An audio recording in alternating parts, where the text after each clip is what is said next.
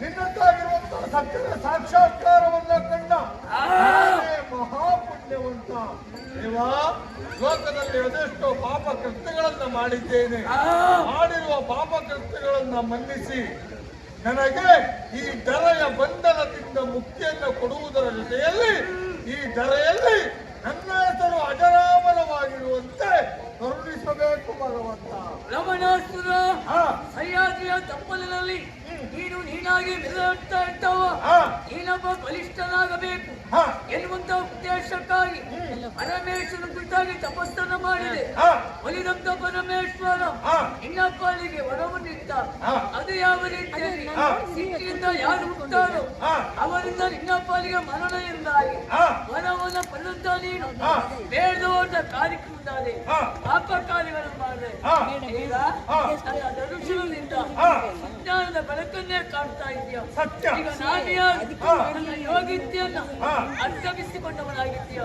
ಹಾಗಂತೂ ಬದುಕುವಂತ ಅರ್ಹತೆ ನಿನಗಿಲ್ಲ, ಆಯುವು ಮುಂಚಿತವಾಗಿ ನಿನ್ನ ಕೊನೆಯ ಆಸೆ ಸೂರ್ಯ ಚಂದ್ರನಿರುವವರೆಗೆ ನಿನ್ನ ಹೆಸರೆನ್ನುವುದು ಅಜರಾಮರವಾಗಿ ಉಳಿಯಬೇಕಂತ ಆಸೆ ಅಲ್ವಾ? ಖಂಡಿತವಾಗಿ ನಿನ್ನ ಆಸೆ ನಾನು ಈಡೇರುತ್ತೇನೆ. ಆರು ನನ್ನ ಜೊತೆ ಯುದ್ಧವನ್ನು ತಂದೆಯೊಡನೆ ಮಗನ ಯುದ್ಧವೇ ಬರುವಂತ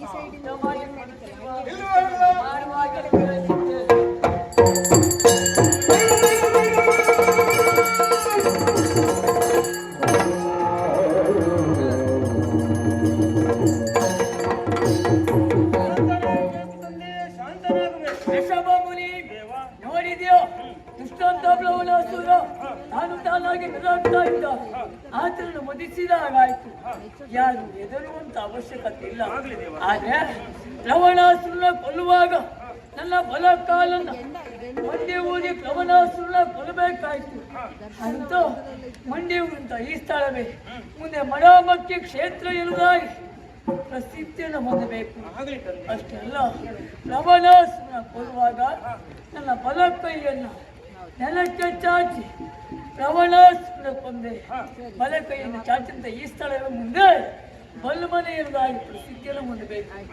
ಅಷ್ಟೇ ಅಲ್ಲ, ಪ್ರವಣಾಸುರನ ಕೊಲ್ಲುವಾಗ ನನ್ನ ಎಡ ಕೈಯನ್ನು ನೆಲಕ್ಕೆ ಚಾಚಿ ಪ್ರವಣಾಸುರನ ಕೊಂದೆ.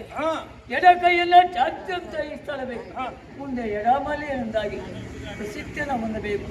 ಪುಣ್ಯ ಕ್ಷೇತ್ರವಂತಾಗಿ ಬಡಮಕ್ಕಿ ಕ್ಷೇತ್ರದಲ್ಲಿ ನಾನು ಮುಂದೆ ನೆಲೆಯಾಗಲಿಕ್ಕಿದ್ದೇನೆ.